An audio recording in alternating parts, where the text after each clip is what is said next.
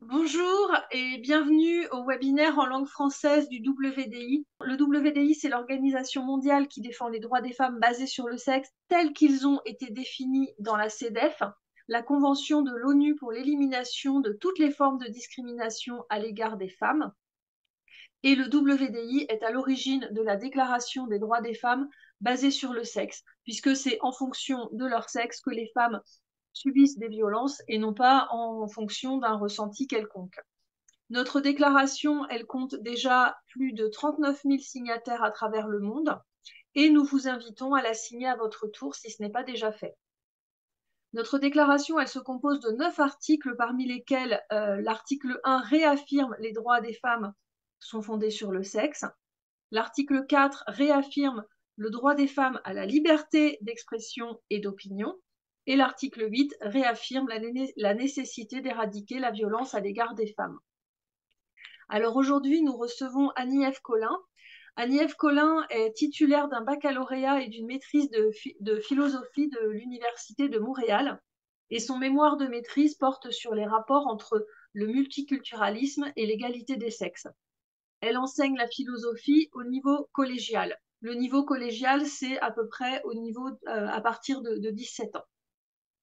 Elle défend la primauté épistémique de la science et considère que les questions éthiques et politiques, y compris les questions de droits humains, ne peuvent pas obtenir de réponse adéquate si les réponses ne sont pas informées par des données scientifiques.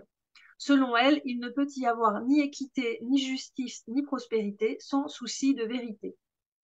Annie-Ève appuie la laïcité et considère que la laïcité doit s'appliquer non seulement aux religions, mais aussi aux théories postmodernes, incluant la théorie queer. La théorie queer, elle la définit en bref comme la théorie selon laquelle on serait homme ou femme par son genre ou son identité de genre, plutôt que par son sexe. Affirmer qu'on aurait une identité qui transcenderait la réalité matérielle, ça relève, selon elle, de la croyance métaphysique.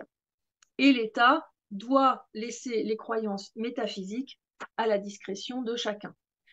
Alors, nous avions déjà reçu Annie-Ève dans un précédent webinaire dans lequel elle nous avait exposé sa critique très pertinente de l'idéologie queer, et je suis ravie de la recevoir à nouveau. Personnellement, parce que je ne suis pas la seule à avoir été sidérée en découvrant le mouvement transactiviste, évidemment sidérée par sa violence et par la remise au goût du jour de thèses masculinistes qui sont déguisées en progressisme. Mais le sexisme ordinaire et les thèses qui prônent la soumission des femmes, on connaissait déjà. Et nos aînés l'avaient combattu avant nous, avaient démonté ces arguments de façon rationnelle en s'appuyant sur des faits, à tel point que les critiques féministes sont aujourd'hui inscrites dans le droit international. Mais il y avait quelque chose de nouveau dans cette découverte, dans cette nouvelle forme de masculinisme, le transmasculinisme, que je découvrais vraiment avec sidération, parce que nier la réalité des violences faites aux femmes, c'était pas une nouveauté. Mais ce qui était nouveau avec l'idéologie queer, c'est d'imposer le relativisme comme un principe, chacun sa vérité, et de refuser toute rationalité au prétexte que la raison, ce serait l'arme des dominants et que les propos raisonnables, ça leur fait de la peine, en fait. Euh, le principe de base de toutes leurs discussions, c'est le ressenti individuel.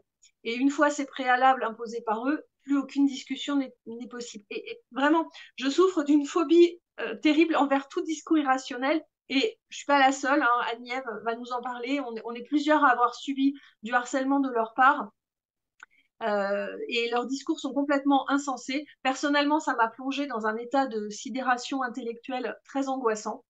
Parce que face à des gens qui refusent par principe la raison, ben, on est désarmé. Et c'est le mouvement queer qui m'a rappelé l'importance de certains principes fondateurs, comme la liberté d'expression, la rationalité. Je pensais même plus à les défendre tellement que ça paraissait aussi naturel que l'air que je respire. Alors voilà, c'est pour ça que vraiment je remercie chaleureusement Annie-Ève pour ses vidéos précieuses. Elle a une chaîne YouTube, hein. Sa pensée rigoureuse, vraiment, ça a souvent été un baume quand je subissais le harcèlement sur l'angoisse qui était provoquée par les absurdités des queers. Des fois, je dis en rigolant que ça faisait partie de mon armoire à pharmacie. Parce que le noyau de la critique de Annie-Ève, c'est que l'idéologie queer, ça repose sur des affirmations fausses et que c'est une théorie illogique. Voilà, c'est une critique qui est particulièrement intéressante, enfin moi qui m'intéresse particulièrement parce ce qu'elle pointe, c'est l'atteinte à la raison et au principe de vérité, qui est selon elle la base de toute défense des droits humains.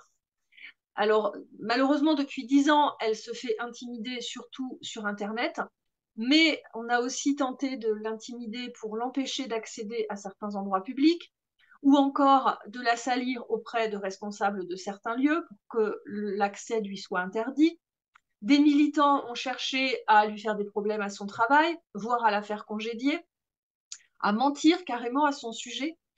Alors elle se fait intimider parce qu'elle défend la laïcité de l'État, parce qu'elle est personnellement antithéiste, et aussi parce qu'elle refuse qu'on remplace la référence au sexe par la référence à l'identité de genre.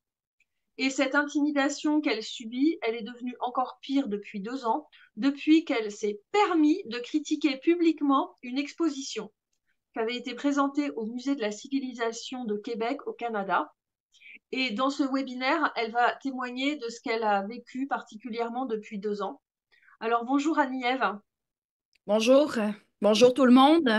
Alors, est-ce que, Ghislaine, tu pourrais montrer la diapo 2 de mon PowerPoint pour que je puisse donner une idée à nos auditrices? Donc, effectivement, ça fait plus que 10 ans que je me fais harceler. Puis, étant donné que sur ma chaîne YouTube, vous pouvez trouver une vidéo assez longue dans laquelle je fais un bilan de l'intimidation qui date d'il y a 2 ans. Je vais passer assez rapidement. Je vais surtout vous parler de ce qui s'est passé depuis 2 ans. Mais bon, je vais vous parler de quelques exemples saillants d'abord de tentatives pour me faire perdre mon gagne-pain. Je vous dirais qu'à chaque session, je crois qu'en Europe, vous appelez ça un semestre, mais bon, chaque année scolaire au niveau collégial est divisée en 2 sessions. À chaque session, il y a des militants en ligne qui se vantent d'avoir contacté des gens à mon travail. Je vais aussi parler de 2 événements particulièrement saillants quand j'ai essayé de discuter avec une personne militante s'identifiant comme non-binaire qui s'appelle Philly Drouin. On m'a reproché d'avoir intimidé Philly Drouin, puis on a encore là contacté des gens à mon travail à cause de ça. Quand j'ai voulu assister à une conférence du professeur de droit Robert Wintemute, membre de la LGB Alliance, j'ai été agressée physiquement, puis j'ai reçu des menaces à mon travail suite à ça. Ensuite, quand j'ai osé critiquer l'exposition unique en son genre que Marie a mentionné dans son introduction, puis la Honte Québec qui n'existe plus maintenant, ça me fait pas vraiment de peine, mais la Honte Québec, c'était une page Facebook spécialisée dans la cyberintimidation dont moi j'étais la cible principale. L'affaire diabolique, ça c'est un commerce qui m'a exposé sur les réseaux sociaux.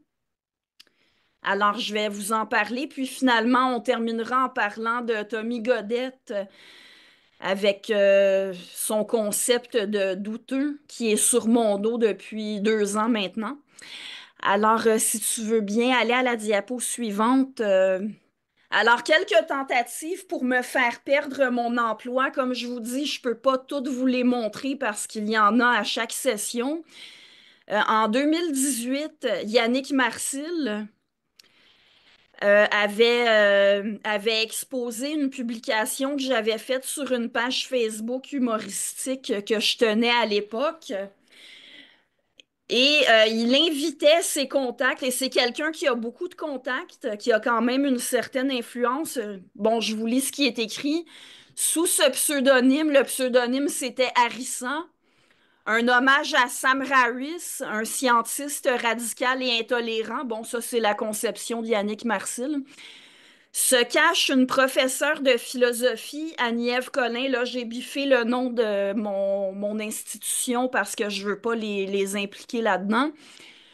Une femme qui utilise non seulement ses temps libres, mais manifestement son temps de travail payé par l'État pour salir la réputation de nombreuses femmes militantes. Alors déjà, c'est faux.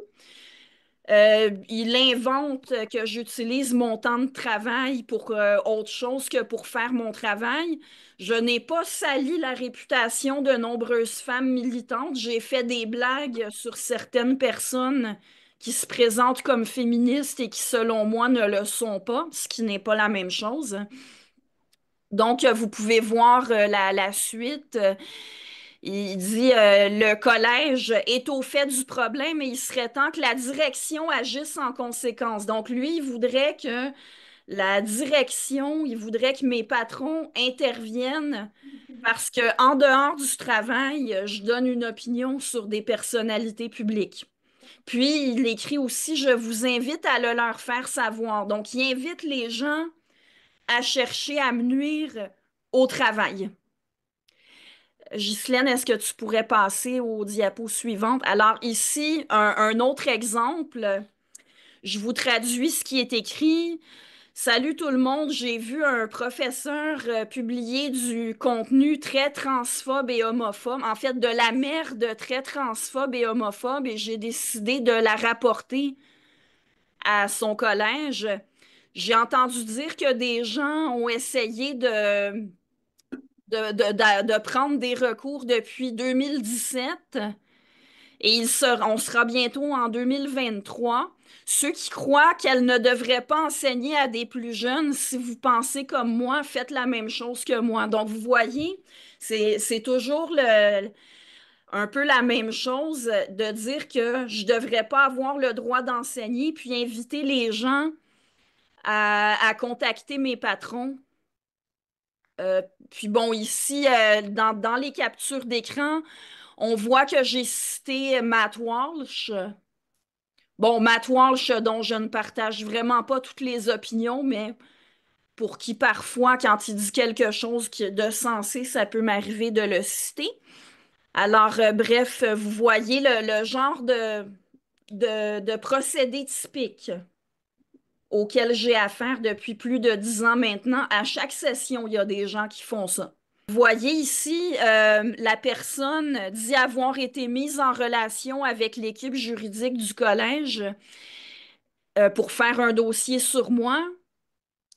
Puis on parle de bon TVA, la presse pour les Européennes, ce sont des compagnies de médias qu'on a ici au Québec. Donc la personne était prête à amener ça dans les médias.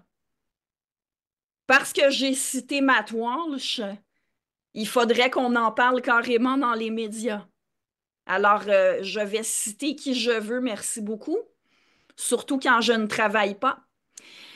Et vous voyez, Jade, ici, qui dit courage à toi, j'ai pas grand-chose malheureusement.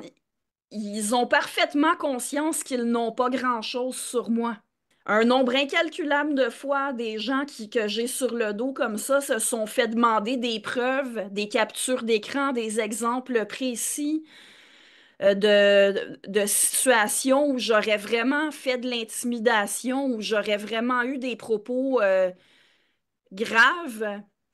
Mais à chaque fois, ils n'ont rien à montrer. Mais plutôt que de reconnaître, bon, finalement, on a exagéré, on pourrait la laisser tranquille. Non, ils continuent de s'acharner. Ils inventent des histoires où ils grossissent des situations qui sont... le fait que, encore une fois, j'ai cité Matt Walsh. Et alors, qu'est-ce que ça fait? Maintenant, la conférence de Philly Drouin. Alors d'abord, je vous explique qui est Philly Drouin. C'est une personne militante qui s'identifie comme non-binaire. C'est cette personne qui a conçu l'exposition unique en son genre, que j'ai longuement critiquée sur ma chaîne YouTube. D'ailleurs, ce serait peut-être le bon moment pour envoyer dans le chat les liens pour ma série sur YouTube où je critique en détail l'exposition, puis j'ai aussi fait publier un texte en français et en anglais sur le site Gender Dissent.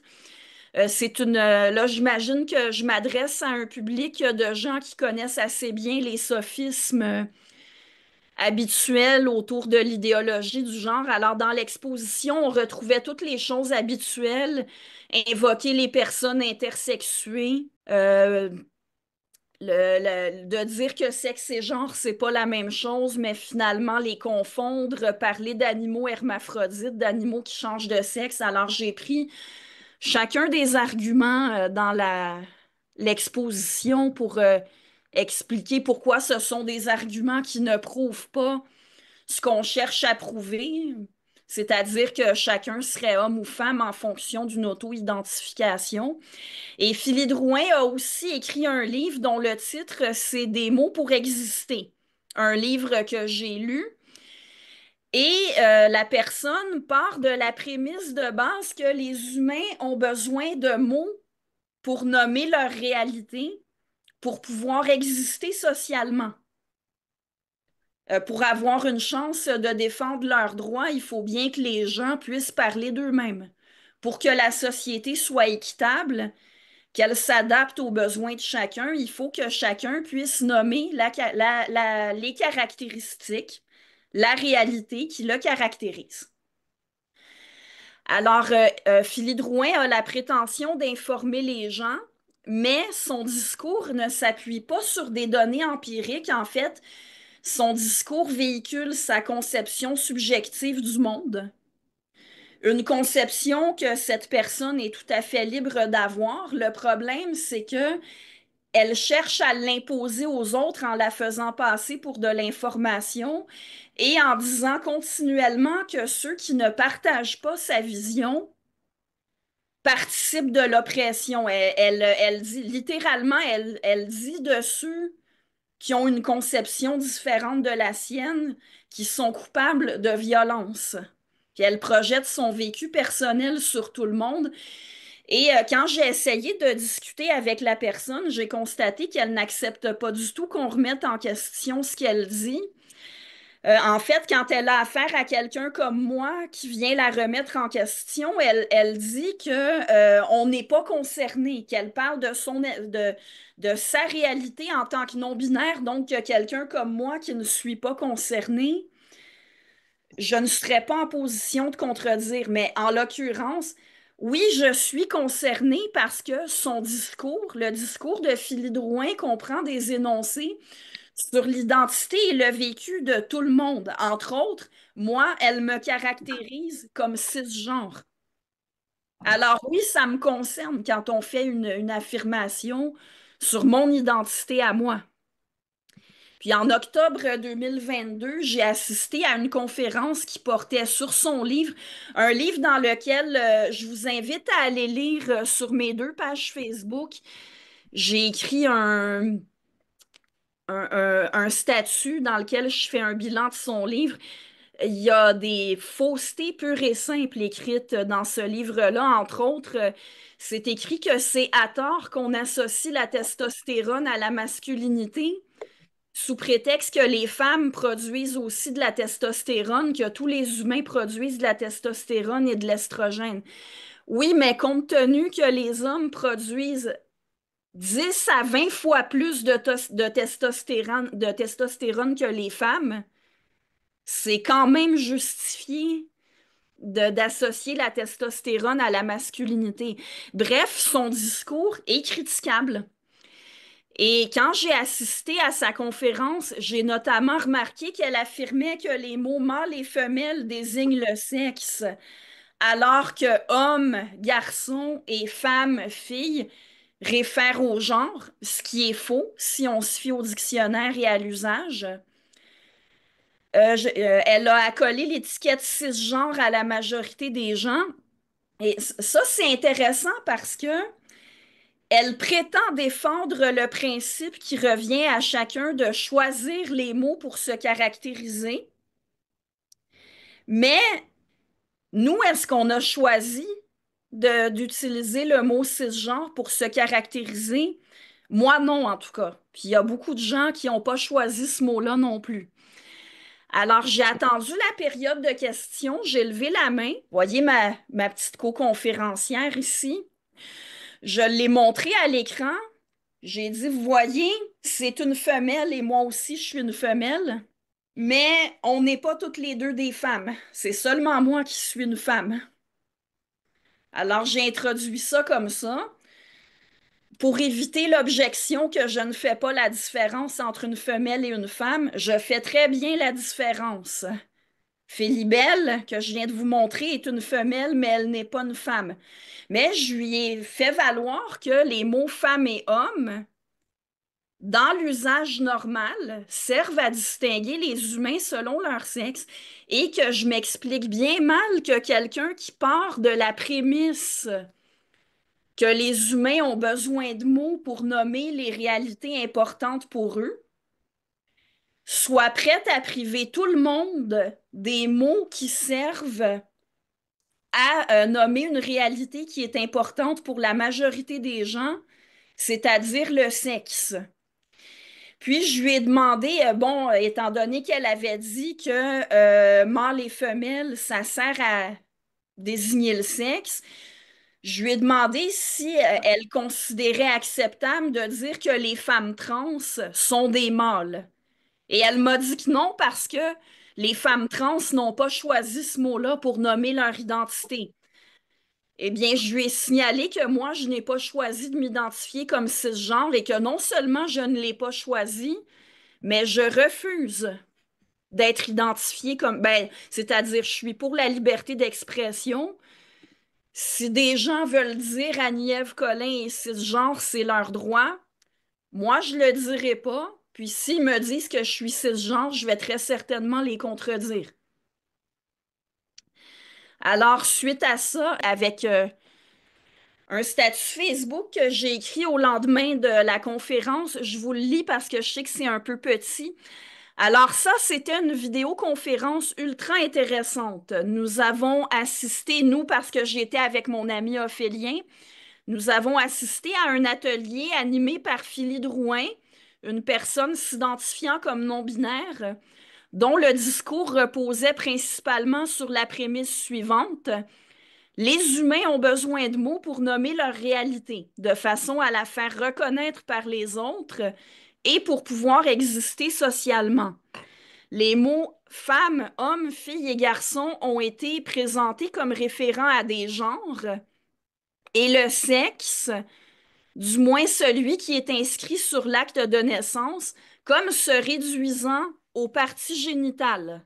J'ai levé la main durant la période de questions et j'ai dit à peu près ceci. Vous avez le droit d'utiliser les mots femme, homme, fille et garçon d'une façon différente si vous voulez. Mais selon les définitions traditionnelles et selon leur usage normal, ils servent à désigner les humains selon leur sexe. Vous avez réduit le sexe aux parties génitales, alors qu'en réalité, le dimorphisme sexuel s'étend à tout le corps dans notre espèce, ce qui fait que le sexe a bel et bien de l'importance dans les interactions sociales. C'est pour ça qu'on l'écrit sur l'acte de naissance et qu'on le mentionne dans d'autres contextes. Le sexe est une réalité importante pour la majorité des gens.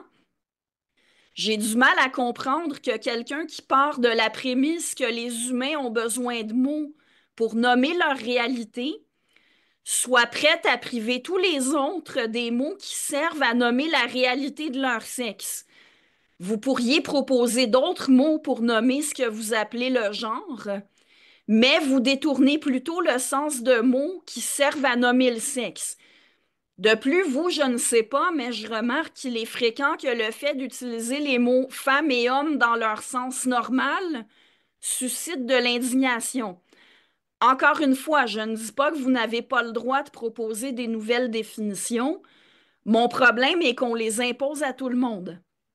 Et la question que je lui posais finalement, c'était est-ce qu'on devrait avoir le droit de ne pas utiliser le vocabulaire proposé et d'utiliser les mots femme et homme dans leur sens habituel, surtout s'ils servent justement à référer à une réalité importante pour nous? Alors, ça a été difficile d'avoir une réponse. Philly a esquivé plusieurs fois la question et m'a aussi dit que si ce qui était dit ne me plaisait pas, je pouvais quitter la conférence. Ceci dit, j'ai quand même obtenu une réponse à travers tout ça. De son point de vue, ça devrait effectivement être imposé à tout le monde, en tout cas dans la mesure où on ne devrait pas avoir le droit de persister à utiliser les mots femme et homme dans leur sens normal si on a affaire à quelqu'un qui nous demande de ne pas le faire. Bref, respecter le besoin des humains d'avoir des mots pour nommer leur réalité, c'est apparemment un principe à géométrie variable. Et je termine mon statut avec un post-scriptum. Je vous demande de rester respectueux dans vos commentaires, surtout que malgré que ma question est manifestement dérangée, on m'a quand même répondu avec politesse et somme toute, on m'a laissé prendre la parole.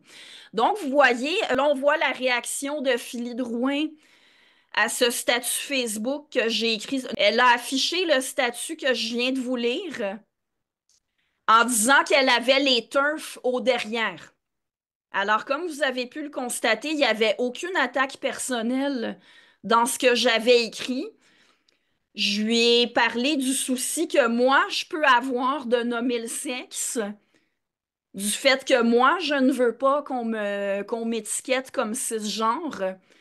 Puis j'ai même demandé aux gens qui commenteraient mon statut de rester respectueux dans leurs commentaires. Il y avait zéro attaque de ma part.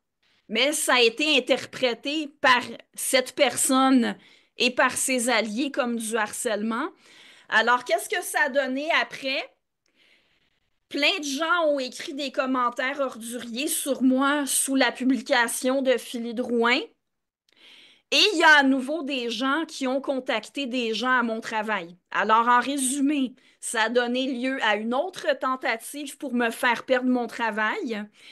La personne qui a écrit à mon travail, je ne peux pas vous montrer le message qu'elle a écrit parce que ce serait diffuser quelque chose de confidentiel, mais je peux vous dire qu'il y avait une déformation de mes propos. Entre autres, la personne disait que j'avais dit à Philly Drouin que s'identifier par ses parties génitales était suffisant. Moi, j'ai jamais parlé de s'identifier par ses parties génitales. Même que je vous rappelle qu'une chose que j'ai signalée, c'est que le sexe ne se réduit pas aux parties génitales. Les différences entre les sexes, il y en a plusieurs autres.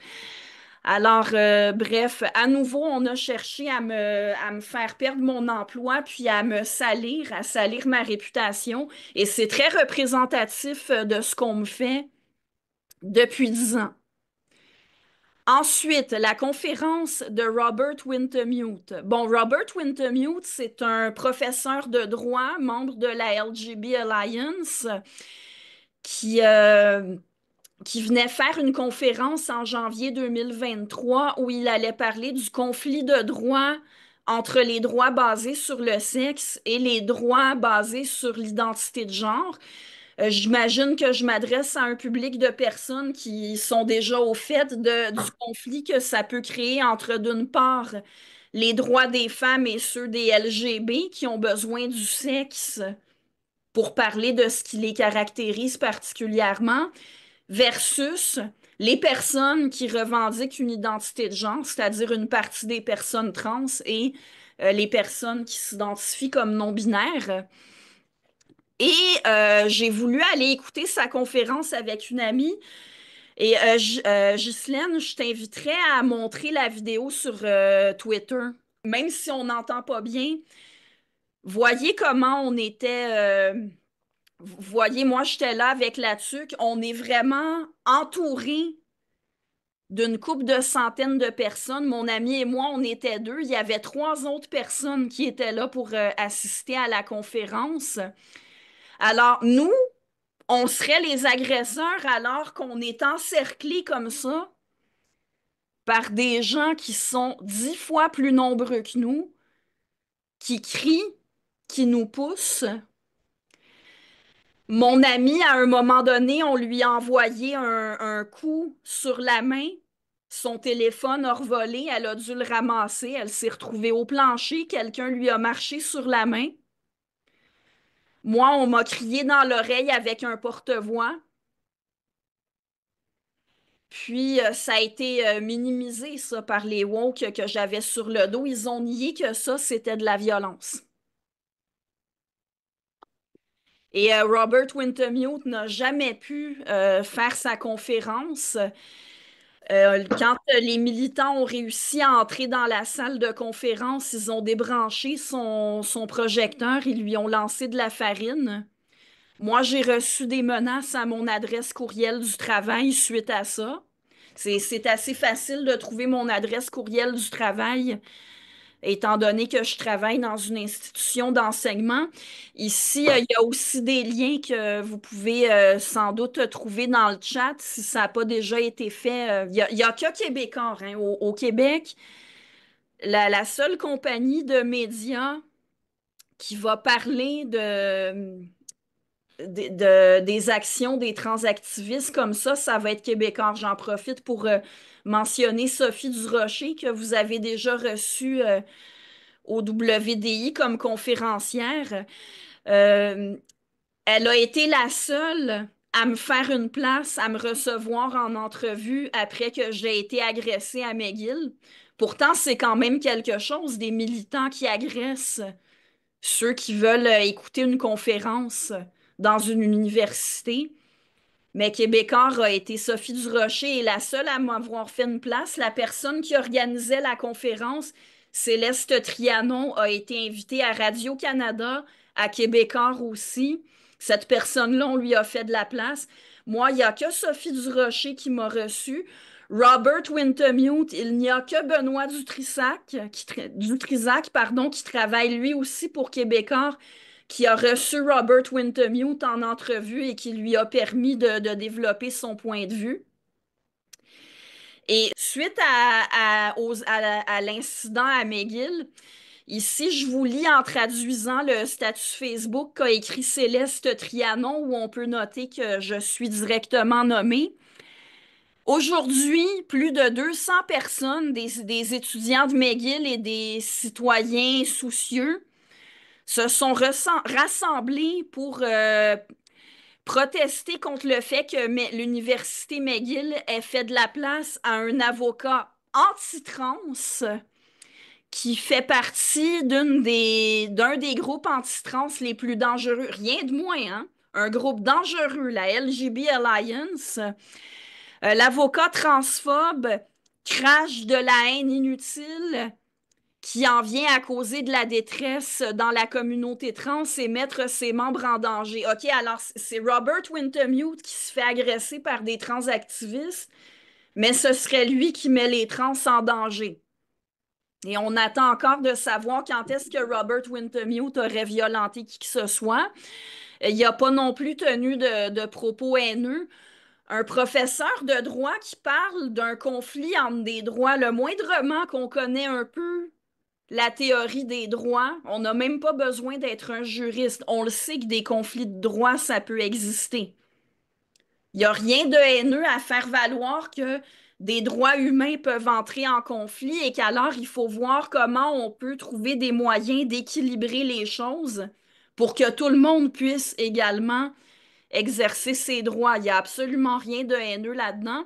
Et dans la dernière partie du statut, Trianon dit nous exigeons que McGill prenne sa responsabilité pour le grand mal qui a été causé à notre communauté. Ils sont allés vandaliser les murs de l'université et empêcher une conférence d'avoir lieu. Ils ont agressé physiquement le conférencier, mais ce serait à eux qu'on a fait du tort, vraiment. Et la dernière phrase, nous espérons fortement que la LGB Alliance et Annie-Ève Collin, avec son I Love J.K. Rowling T-shirt que je porte encore aujourd'hui, puissent aller se faire voir pour toujours. Alors, la violence, je regrette, mais elle est dans les propos de cette personne, pas dans les miens. Certainement pas dans un T-shirt qui dit I Love J.K. Rowling et certainement pas chez Robert Wintemute. Alors, suite à ça, j'imagine que les liens ont été mis dans le chat. Il y a Geneviève Glock qui a écrit un billet sur le sujet. dans lequel elle rapporte, en fait, on croit que c'est Céleste Trianon qui m'a crié dans l'oreille avec un porte-voix. Moi, j'ai pas vu c'était qui. Mon ami qui était avec moi m'a dit que c'était Trianon. Puis, je confirme ce qui est écrit dans le texte de Geneviève Glock à l'effet que j'ai eu mal à la tête pendant 2 jours suite à... C'est dangereux, là, crier dans l'oreille de quelqu'un avec un porte-voix. C'est ultra violent. Puis quand on est parti, mon ami et moi, quelqu'un nous a crié en anglais, "We'll find out who you are." On va trouver vous êtes qui. J'ai vu quelqu'un prendre le visage de mon ami en photo avec son cellulaire. Moi, ils m'ont reconnu immédiatement, mais elle, il la connaissait pas. Alors j'ai vu quelqu'un très, très nettement, là. Je l'ai vu prendre son visage en photo. Il voulait chercher qui on était après pour essayer de nous faire des problèmes. Puis, bon, suite à ça, on m'a diagnostiqué un léger choc post-traumatique. J'ai dû manquer 2 semaines de travail. Et en 2023, peut-être que vous vous souvenez de ce qui est arrivé à l'événement en Nouvelle-Zélande, Let Women Speak, organisé par Kelly Jenkins, aussi connue sous le nom de Posey Parker. À ce moment-là, il y a eu, bon, Kelly Jenkins s'est fait jeter du jus de tomate, mais il y a plusieurs autres femmes qui ont été agressées par des militants de l'idéologie queer. Puis, il y avait une image qui m'avait particulièrement marquée. Donc, on est en mars 2023, on est 2 mois après le moment où moi j'ai été agressée. Ça faisait longtemps que je me faisais intimider en ligne par des transactivistes. Mais, puis quand je dis transactiviste, c'est pas des personnes trans, c'est des militants pour l'idéologie queer. J'imagine que vous savez que bien des personnes trans ne sont pas des transactivistes et n'adhèrent pas à l'idéologie queer. Alors, il y avait une image qui était venue me chercher, une femme qui devait avoir plus de 70 ans, s'était fait donner un coup de poing en plein visage par un homme qui était dans la trentaine ou la quarantaine. C'était une violence tellement épouvantable que en voyant l'image de cette femme-là en ligne, ça m'a fait, j'ai pleuré. Puis le lendemain, je suis allée travailler. Puis en plein milieu d'un cours, j'ai été incapable de continuer. L'image de cette femme-là m'est venue en tête. Puis je suppose que c'était, étant donné que j'avais moi-même désormais vécu directement la confrontation. Cette journée-là à McGill, il y a 3 hommes différents. D'après la façon dont ils étaient habillés, c'était des hommes qui s'identifiaient comme des femmes. Mais moi, comme femme, la personne que je voyais devant moi, c'est un homme. Il est plus grand que moi, il est plus fort que moi, puis il me menace avec sa voix d'homme. J'ai eu peur. Mais ce serait, vous savez, l'inversion accusatoire dont ils sont capables, hein? Les militants woke, les militants de l'idéologie queer, ce serait moi qui ai agressé ces hommes-là en n'étant pas convaincu que ce sont des femmes. Ce serait moi qui ai été la plus violente là-dedans, simplement parce que j'ai voulu entendre Robert Wintemute en conférence. Alors, bon, quand j'ai osé critiquer Unique en son genre, je sais que les liens ont déjà été donnés, mais ça peut valoir la peine de les republier dans le chat. Je vous rappelle que j'ai fait une série de vidéos sur Unique en son genre et j'ai aussi écrit un texte qui est paru dans Gender Descent qu'on peut lire dans les 2 langues, où je fais l'ensemble de mes critiques de cette exposition. Alors, je réitère que c'est une exposition dans laquelle on reprend tous les sophismes habituels pour l'idéologie queer. Et la première vidéo que j'ai faite, euh, elle consistait en grande partie à raconter comment ça s'est passé quand j'ai demandé une visite guidée. Moi, je me fiais à l'information qui avait été donnée. On disait qu'il y aurait des guides bien formés pour répondre aux questions, pour offrir des visites guidées. Alors, la guide, je lui ai demandé de m'expliquer ce qui est censé vouloir dire se sentir femme. Je lui ai dit, moi, je suis une femme et je comprends pas ce que c'est censé vouloir dire se sentir femme. Et la réponse que j'ai eue, c'est, ah, ça veut dire quelque chose de différent pour chaque femme. Il n'y a pas une réponse à ça. Mais vous avez conscience que ça revient à dire que se sentir femme, ça ne veut rien dire. Une expression qui a un sens, ça doit être un sens collectif. Un mot ou une expression peut avoir plus qu'un sens. Mais quand on est rendu à dire ça prend un sens différent pour chaque personne, ben ça revient à dire que ça ne veut rien dire.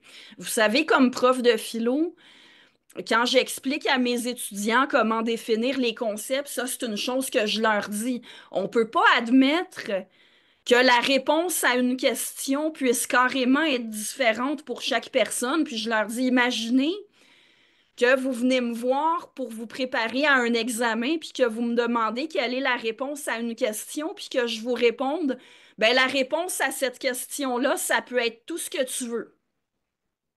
Alors là, c'est avec raison que l'étudiant dirait, mais madame, si la réponse, ça peut être n'importe quoi, comment vous allez faire pour nous évaluer?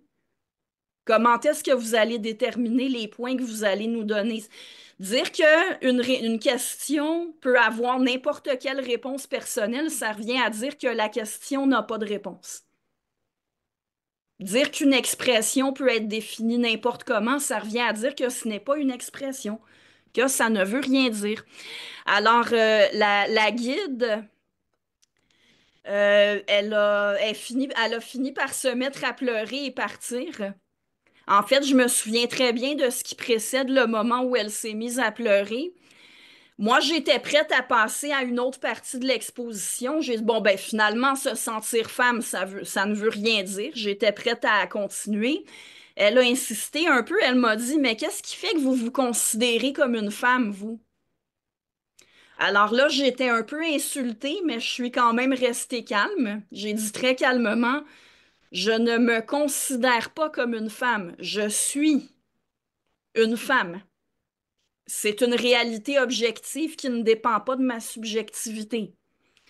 Et là, elle m'a fait une affirmation sur moi. Elle m'a dit, mais vous savez que vous êtes une femme parce que vous vous sentez femme.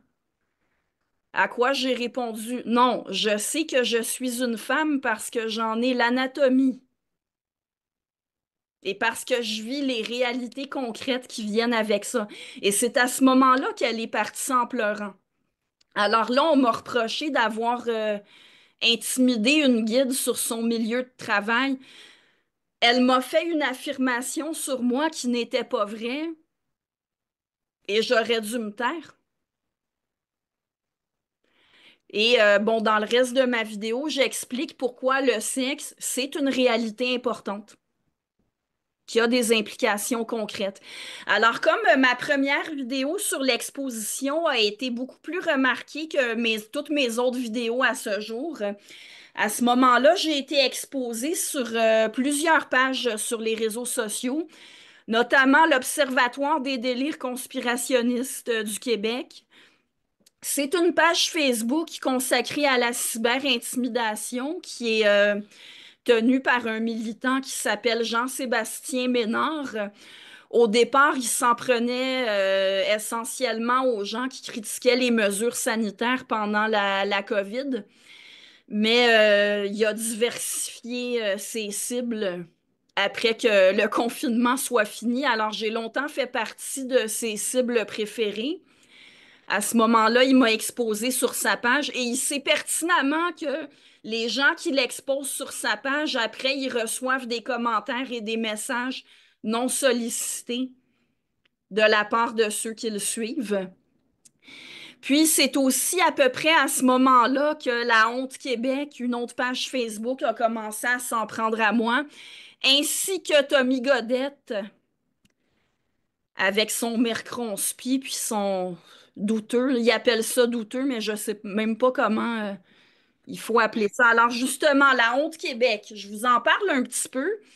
C'est une page Facebook qui n'existe plus, qui a d'ailleurs été fermée 2 fois, manifestement, suite à des signalements.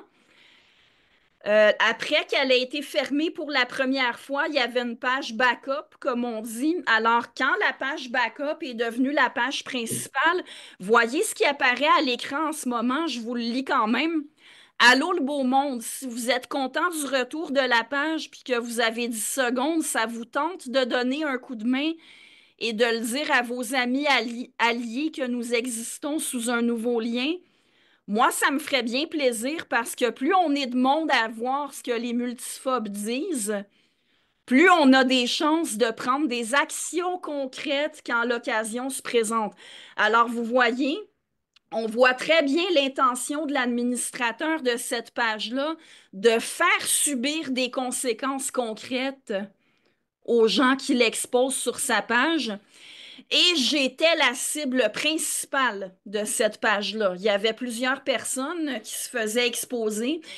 Je me suis déjà dit que c'était probablement juste moi qui remarquais plus les publications à mon sujet parce que on a toujours un biais en sa propre faveur. Mais je ne compte pas le nombre de personnes, y compris des gens qui ne me connaissaient pas et qui sont devenus amis Facebook avec moi après m'avoir vu ciblé sur cette page-là. Ils ont été très nombreux à dire, c'est drôle, hein? T'es vraiment la seule personne à être ciblée aussi souvent. Il y avait des publications sur moi aux 2 jours sur la Honte Québec et pas seulement une, hein. C'était pas rare que il y avait 2, 3, 4 publications sur moi le même jour. Alors, voyez, je vais certainement pas vous montrer tout ce que la honte a publié sur moi parce que ça monte à des centaines de publications, mais vous voyez ici, on voit la déshumanisation. Ça, c'est censé être un portrait de moi. Donc, on me compare à un animal. Et on voit ici que l'administrateur a écrit: le sea-lioning est un type de trollage ou de harcèlement qui consiste à importuner des gens par des demandes insistantes d'arguments ou bien des questions répétées tout en maintenant une apparence de courtoisie et de sincérité. Le meilleur exemple de sea-lioning serait Annie-Ève Collin, enseignante au cégep. Bon, j'ai caché le nom du cégep, mais vous voyez, il indiquait où je travaillais. Le doxing est très clair. Elle est allée au Musée de la Civilisation pour l'expo unique en son genre cet été et a martelé la jeune guide de questions jusqu'à ce que l'employé quitte le plancher. Alors déjà, vous voyez, c'est pas tout à fait comme ça que ça s'est passé. La guide est partie en pleurant parce que je l'ai contredite sur une affirmation qu'elle faisait à mon sujet. Et ensuite, ça dit pourquoi? Parce que l'employé répondait à ses questions, mais pas avec les réponses que Agnès voulait entendre. Mais je regrette, mais elle n'a pas répondu à la question que signifie se sentir femme. Et d'ailleurs, à ce jour, personne n'a encore donné de réponse satisfaisante à ce que veut dire se sentir femme. Ensuite, c'est écrit: Colin a gaspillé son été à harceler le monde sur les réseaux sociaux avec ses questions sur l'identité de genre. C'est pas vrai, ça. J'ai jamais harcelé personne sur les réseaux sociaux. Si je pose des questions sur l'identité de genre, c'est parce que je suis dans un contexte qui se prête à ça. Je vais pas aller interpeller n'importe qui a rien demandé pour poser des questions. Puis, bon, vous voyez même aussi sur la capture qu'on voit là, au-dessus de l'Otari, ça dit: si vous n'êtes pas d'accord, je vais vous cyber-intimider. Je n'ai jamais cyber-intimidé personne. Jamais. Donc, c'est un mensonge pur et simple. Alors, là, on voit que la Honte Québec a exposé un statut où j'expliquais, comme je me faisais souvent demander, vu que j'ai quand même fait 15 vidéos sur l'exposition, il y a des gens qui demandaient pourquoi j'y accordais autant d'importance. Alors, j'ai expliqué pourquoi. Une exposition dans un musée national, c'est censé être informatif. Et là, en l'occurrence, l'exposition était présentée comme informative et ce n'était pas de l'information. C'était pour ainsi dire une exposition de propagande. Alors qu'on me dise, ben, si cette exposition-là te plaît pas, t'as juste à ne pas aller la voir. Non, c'est pas aussi simple. J'aime pas regarder du football, je n'ai qu'à ne pas en regarder. Mais là, on parle pas d'un divertissement. On parle de quelque chose qui prétend être de l'information, qui prétend être de l'enseignement. Plein de professeurs se vantaient d'amener leurs élèves voir cette exposition-là. Alors, quand des faussetés, des croyances métaphysiques sont véhiculées dans des institutions de l'État et présentées comme de l'information, là, c'est pas seulement que ça ne me plaît pas, c'est vraiment que ce n'est pas acceptable. Et vous voyez ce qui est écrit. Bon, déjà, François-René Picard-Bussière, j'en profite pour mentionner que c'est un faux nom. Ça se trouve à être Pascal Lévesque, qui est un des principaux à s'acharner sur moi, puis qui le fait avec différents faux comptes. Mais je finis par le reconnaître. Et voyez ce que l'admin lui répond ici. Ça se pourrait qu'elle ait une rentrée difficile cette année. Alors, j'ai pu voir dans l'ensemble des publications et des commentaires sur la Honte Québec que pendant l'été, ils ont essayé de s'organiser. Moi, j'ai critiqué l'exposition. J'ai commencé au début d'un été, donc j'étais en vacances. Ils prévoyaient chercher à me faire des problèmes au travail dès la rentrée. Ben, je les ai trouvés franchement ridicules parce que quand je me suis rendu compte de ce qu'ils faisaient, je me suis dit, mais ils s'imaginent vraiment qu'une direction de collège peut congédier ou même sanctionner un professeur parce qu'il a critiqué une exposition. On a tout à fait le droit de critiquer une exposition. Alors ici, bon, mon statut, je profite du Festival de la fierté pour rappeler que défendre les droits des homosexuels et bisexuels, ceux des personnes qui vivent avec la dysphorie de genre et ceux de tous les humains, c'est non seulement bien, mais nécessaire. Par contre, je vous rappelle aussi que la communauté LGBTQ, machin, ben, ça n'existe pas. Ce n'est pas une communauté. Puis la honte réagit en disant le pire, c'est qu'elle enseigne à des jeunes de 17-18 ans. Mais il n'y a rien de violent ou de discriminatoire dans ce que j'ai écrit.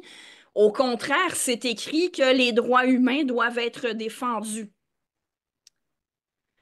Alors, peut-être qu'on va abréger un peu parce que j'ai plusieurs autres diapos de la honte, mais on va peut-être juste les montrer rapidement parce qu'il faut qu'on avance vers autre chose. Hein, Marie, je pense qu'il serait temps qu'on... Oui, oui, oui, oui. D'ailleurs, à ce sujet-là, je sais que toi, tu avais des commentaires à faire par rapport à...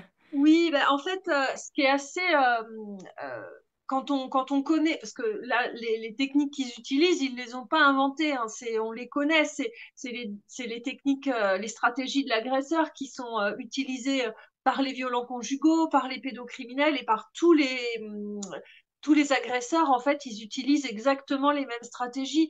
Et dans ce que tu racontes, on retrouve vraiment cette stratégie qui consiste à choisir une victime et puis ensuite faire en sorte de pouvoir passer à l'acte en l'isolant. Donc là, vraiment, les tentatives d'isolement en disant, voilà, on ne veut pas qu'elle puisse travailler, on essaye de lui poser des problèmes au travail, en dévalorisant la victime. On l'a vu, hein, tous les mots super sympas qu'ils utilisent et en faisant régner la terreur, parce que dans beaucoup de ces captures d'écran, on voit qu'il y a quand même des menaces assez claires qui sont assénées.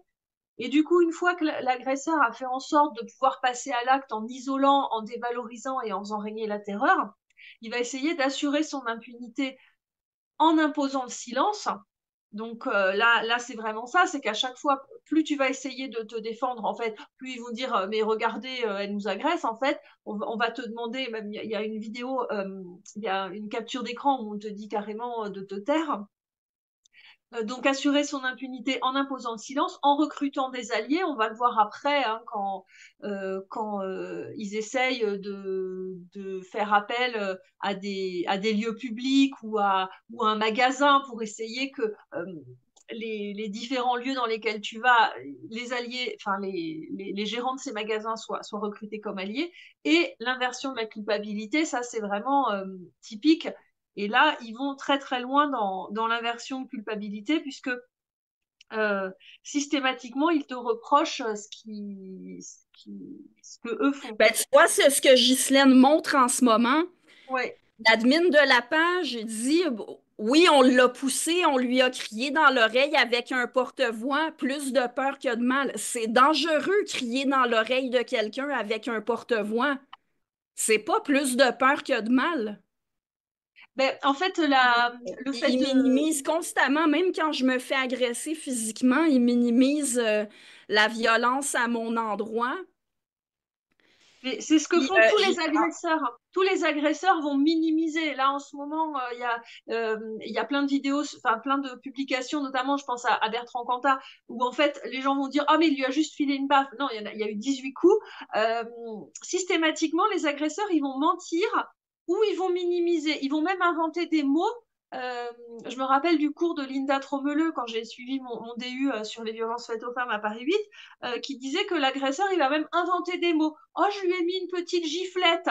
En réalité, c'était pas une giflette, c'était un coup de poing.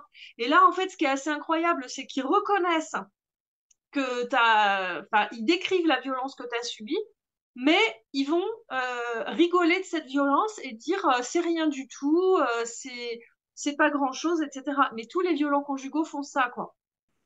Et dans l'inversion de culpabilité, ce qui revient souvent dans les captures d'écran que tu as fait, c'est inverser la culpabilité, c'est dire à la fois c'est pas nous, c'est elle qui nous harcèle, mais c'est aussi de dire c'est de sa faute à elle si on fait ça. C'est-à-dire que oui, d'accord, je t'ai frappé, c'est un violent conjugal qui va dire, mais en même temps, tu avais trop fait cuire les pattes. Donc c'est pour ça que tu t'es retrouvé à l'hôpital. Et c'est ce que disent les violents conjugaux, en fait, hein. Et là, c'est exactement pareil. Oui, oui, oui, tu as eu l'impertinence de t'exprimer en tant que femme. C'est complètement inadmissible qu'une femme s'exprime.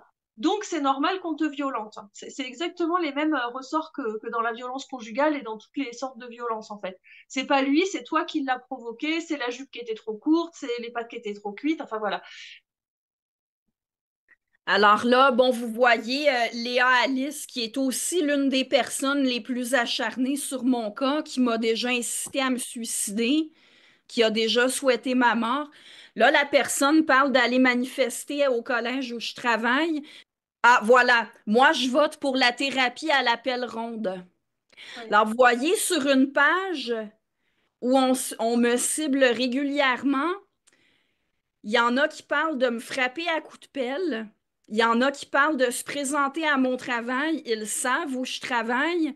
Qu'est-ce que vous pensez que ça a donné comme résultat? Pendant 1 an, je suis allée travailler avec la peur au ventre parce que j'avais peur qu'ils mettent leurs menaces à exécution. Alors, j'ai eu des attaques de panique régulièrement au travail. C'est arrivé que j'arrive en retard à un cours à cause de ça. C'est arrivé que je doive interrompre un cours pour aller reprendre mon souffle puis revenir. Alors, il y a des impacts à cette intimidation-là. Puis, il est à noter qu'ils disent toujours, ah, elle se victimise, c'est de la victimite. Non, non, une femme qui va travailler puis qui sait qu'il y a des hommes quelque part qui ont dit on devrait se rendre à son travail, elle mérite des coups de pelle. Ben oui, j'ai peur. Il n'y a pas de victimisation là-dedans. C'est une peur qui est parfaitement explicable. Puis qu'en plus, Alors, il continue de dire que c'est moi l'agresseur dans tout ça. il y a vraiment quelque chose de très spécial parce que on a souvent dans les courants masculinistes un discours ce qu'on appelle le discours anti-victimaire, c'est-à-dire de dire que dès qu'une femme dit qu'elle a subi des violences, on va dire que c'est un discours qu'elle se victimise. Mais avec le mouvement transactiviste, ce qui est spécial, c'est que ils ont à la fois ce discours anti-victimaire dès qu'on dit, bah, quand même, je me suis pris quelqu'un qui m'a hurlé au mégaphone dans l'oreille, et là ils disent, tu te victimises. Alors qu'en même temps, dans le même temps, en fait, ils ont, eux, par contre, pour le coup, un discours, je sais, que j'aurais envie d'appeler victimaire, c'est-à-dire de considérer que être victime, ça rend meilleur. Enfin, ils ont une espèce de croyance dans le fait que, alors que dans être victime, c'est juste être victime, on n'y est pour rien en fait. Ça veut pas dire qu'on est meilleur ou moins bon. C'est juste que ben, on est victime, on ne l'a pas choisi. Et eux, en même temps qu'ils ont, ils ont une croyance dans le fait que être victime rend supérieur aux autres, ils vont en même temps avoir un discours anti-victimaire parce qu'ils sont dans une sorte de course à qui aura le plus de points. Ce qui est absurde. Être victime, ça veut juste dire qu'il faut réparer les torts et qu'il faut les protéger, les victimes. Mais ça ne veut pas dire qu'elles sont meilleures que les autres. Voilà. Donc, c'est ce paradoxe, en fait, que je trouve assez étonnant chez les transactivistes. Et comme le temps file, c'est important que je parle de l'affaire diabolique. Donc, Ghislaine, à partir de la diapo 42. Alors, ça a commencé par une virée de magasinage. Je portais un t-shirt avec la même inscription qu'aujourd'hui. Ce jour-là, j'étais allée manifester. On a des manifestations sporadiques contre le fait que la théorie du genre soit enseignée dans nos écoles au Québec.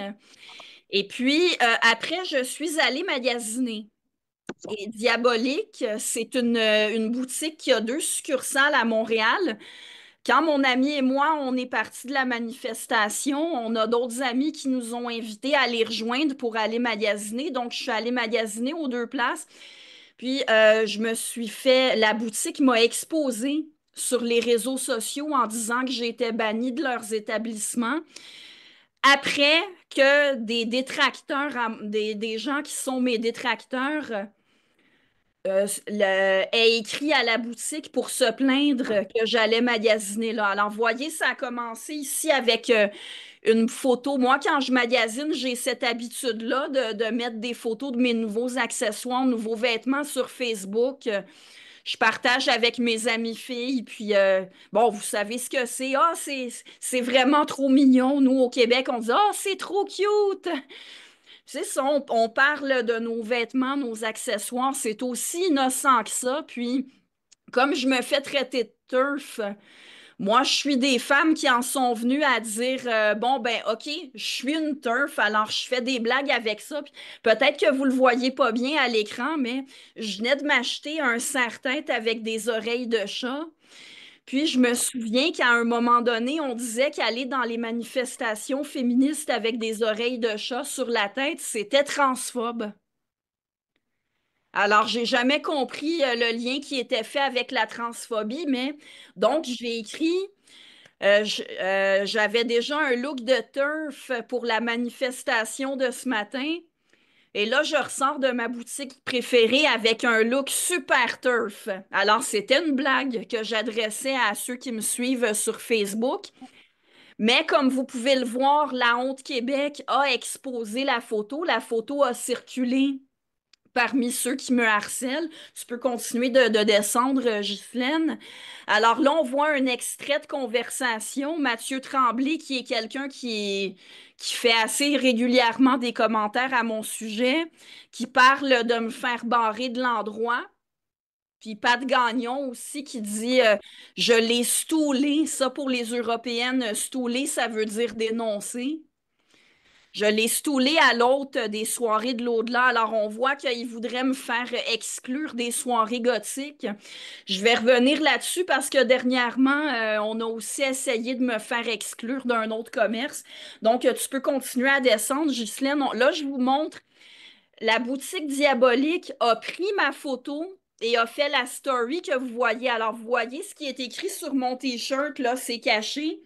Et ça dit texte blessant. Mais rendez-vous compte, là, le texte blessant, c'est J'aime J.K. Rowling, femme égale humain adulte femelle.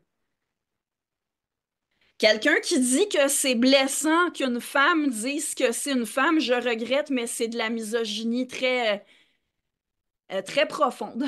Peux-tu continuer à la diapo suivante? Alors, vous voyez ici, soyez prudent en regardant la prochaine partie de la story, contenu sensible. Et finalement, la dernière partie de la story, c'est la même chose que la première partie, mais là, le t-shirt n'est pas couvert. Et ça dit, nous ne supportons pas cette idéologie, nous ne supporterons jamais cette idéologie.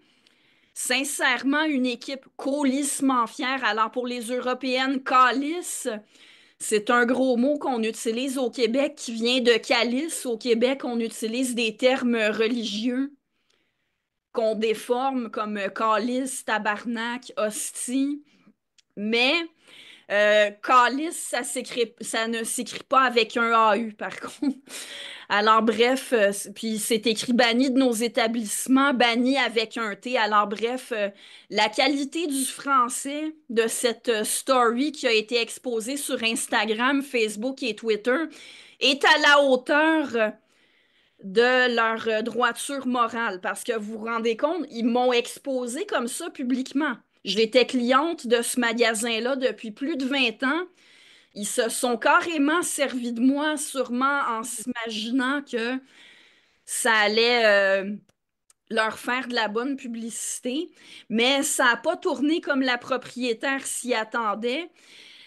Parce que suite à la story, ils ont reçu beaucoup de messages. C'est la propriétaire elle-même qui me l'a dit. Moi, j'en avais pas encore parlé publiquement à ce moment-là. Ici, on voit que la Honte Québec, la page qui me ciblait tout le temps, a mis la story en capture d'écran et a écrit ceci. Annie-Ève Collin, bannie de sa boutique préférée. Boutique Diabolique a banni Annie-Ève Collin de sa boutique après avoir été informée qu'elle s'y serait rendue avec un t-shirt transphobe après avoir participé à une manifestation de turf. Elle s'est vantée elle-même sur Facebook d'être allée chez Diabolique. Voyez comment c'est formulé. Je me suis pas vantée d'être allée chez Diabolique. J'ai dit que je suis allée chez Diabolique. La boutique a vite été informée qu'une turf assumée avait l'habitude d'aller magasiner dans leur établissement. La direction a pris l'affaire au sérieux et l'a banni. Alors, ici, j'attire votre attention sur le fait que l'admin de la page le dit lui-même que c'est comme ça que ça s'est passé. C'est des gens qui se sont plaints à la boutique. Moi, j'ai magasiné à la boutique le 25 mai. La story que vous avez vue, elle a été publiée le 5 juin. Moi, au moment où j'ai magasiné le 25 mai en portant mon t-shirt, je n'ai que magasiné, j'ai acheté beaucoup de choses. Il n'y a pas eu de problème dans la boutique. Je me suis pas fait dire à ce moment-là, pourrais-tu cacher ton t-shirt? Je me suis pas fait demander de sortir, j'ai simplement magasiné. C'est vraiment après que les gens qui me harcèlent aient contacté la boutique pour dire, ah, ça nous dérange que cette personne-là magasine dans votre magasin. Puis c'est suite à ça qu'ils ont fait la story. Puis pourquoi j'insiste là-dessus, c'est parce que à ce moment-ci, vous pourriez mettre dans le chat les liens pour mon entrevue avec Sophie Durocher sur YouTube, puis l'article du Journal de Montréal qui est paru. Quand la propriétaire et les employés de la boutique se sont rendus compte qu'ils avaient mal calculé leurs affaires parce qu'ils recevaient beaucoup de backlash. Comment on pourrait dire ça en français? Ils recevaient beaucoup, beaucoup de retours négatifs à cause de leur story. Mais ils s'attendaient à quoi? Un magasin qui se vante publiquement d'exclure des clients pour des désaccords idéologiques, c'était sûr qu'il allait y avoir des gens qui allaient mal réagir. Puis la propriétaire, elle m'a demandé à moi de dire aux gens qui lui écrivaient d'arrêter de lui écrire. Alors, premièrement, moi, je sais pas qui a écrit à la boutique. C'est pas nécessairement des gens qui me connaissent. Ils recevaient des messages avant que moi j'aille à l'émission de Sophie Durocher pour en parler. Avant même que j'ai écrit quoi que ce soit sur les réseaux sociaux à ce sujet-là, c'est la boutique qui avait mis ça public. Donc, c'est eux qui se sont mis dans la situation de recevoir des commentaires de gens qui trouvaient pas ça acceptable. Et Sophie Durocher m'a invité à son émission pour en parler. Puis là, si on revient à la présentation PowerPoint, on peut voir que la Honte Québec s'est fait demander de retirer sa publication parce que la propriétaire de la boutique, quand elle a vu que beaucoup de gens réagissaient mal, elle aurait voulu que cette histoire-là arrête de faire des vagues. Mais je lui ai dit, ben, aussi longtemps que la publication sur la Honte Québec va circuler, les gens vont continuer de voir ce qui s'est passé, hein. Puis là, on met sur mon dos le fait que la boutique se fasse harceler. Moi, je suis allée à l'émission de Sophie Durocher. Bien sûr que j'ai utilisé les moyens qu'on me donnait pour dénoncer le fait qu'un magasin embarque dans des guéguerres sur les réseaux sociaux puis se serve d'une cliente pour faire de l'étalage de fausses vertus. Puis en fait, juste le fait de refuser de servir quelqu'un à cause de ses convictions politiques, c'est inadmissible. Puis, si vous écoutez l'entrevue avec Sophie Durocher, vous allez constater qu'ils ont essayé de rattraper le coup. En plus de m'avoir exposé publiquement, ils ont ajouté à ça un mensonge. Ils ont prétendu que la vraie raison de mon bannissement, c'était que j'allais sur place pour embêter les employés, ce qui est complètement faux. Je n'ai jamais fait ça. Ils ont essayé de me faire porter la responsabilité. Alors, en fait, je trouve ça tellement odieux de leur part parce que la propriétaire m'a reproché d'être allée à l'émission de Sophie Durocher. Attends, ta boutique m'expose sur les réseaux sociaux. Vous ajoutez à ça un mensonge pur et simple, et puis il faudrait que moi, je me sente mal d'en avoir parlé. Je regrette, mais je me sens pas mal. Alors, ça, c'est pour ce qui est de la boutique diabolique. À nouveau, ça a été traité seulement par Québécois. Bon, alors Tommy Godette me harcèle de façon incessante depuis 2023. Ça a commencé avec Unique en son genre. Alors, vous voyez ici, Annie-Ève Collin a fait une autre vidéo sur l'exposition unique en son genre. Il insiste toujours sur le fait que j'ai fait plusieurs vidéos, mais il n'adresse jamais le fait, il n'adresse jamais ce que je dis dans les vidéos. Puis pourrais-tu continuer de descendre, Ghislaine? Descends lentement.